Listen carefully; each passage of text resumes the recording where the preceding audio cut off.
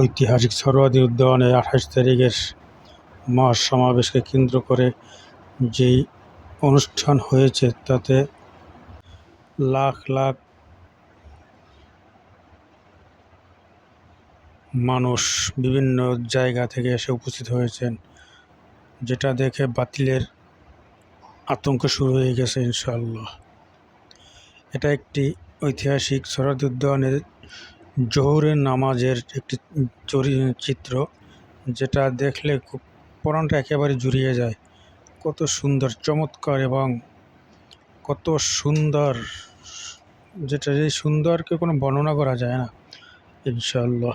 বিভিন্ন মিডিয়ায় লাখো লাখো মানুষ দেখে বাতিলের কলিজায় কাঁপন শুরু হয়ে গেছে, যার জন্য এখন বর্তমান বিভিন্ন মিডিয়া বা বিভিন্ন চ্যানেলে দেখা যায় তাদের উল্টাপাল্টা কথা বলার জন্য। এগুলো আসলে তাদের আতঙ্কের একটি চিত্র, যেটা থেকে তারা সহ্য করতে পারতেছে না। ইনশাআল্লাহ ২০২৬ সালে নির্বাচন পিআর পদ্ধতিতেই হবে ইনশাআল্লাহ। এটা আমাদের শতভাগ আশা এবং শতভাগ নিশ্চিত আছি এই আগামী নির্বাচনের জন্য। আপনারা সবাই বিভিন্ন স্থান থেকে, বিভিন্ন জায়গা থেকে, যার যার স্থান থেকে সবাই পিআর পদ্ধতি নির্বাচনের জন্য সবাই বেশি বেশি পোস্ট করবেন এবং বিভিন্ন পোস্টগুলো, পিআর পদ্ধতির যে পোস্টগুলো পাবেন প্রত্যেকটা পোস্ট শেয়ার করে সবার কাছে পৌঁছে দেবেন এবং পিআর পদ্ধতি কী এবং এর আসল কার্যকারিতা কী সেটাকে যেন সবাই জানতে পারে, সেই জন্য সুন্দর ব্যবস্থা নেবেন ইনশাআল্লাহ।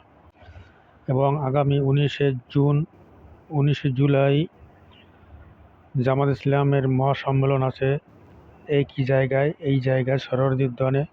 ইনশাআল্লাহ আপনারা সবাই বেশি বেশি প্রচার করবেন, বেশি বেশি দাওয়াত দিবেন, যেন এরকম একটি বড় সমাবেশের আয়োজন করতে পারে ইনশাআল্লাহ। সবার সহযোগিতা কামনা করছি।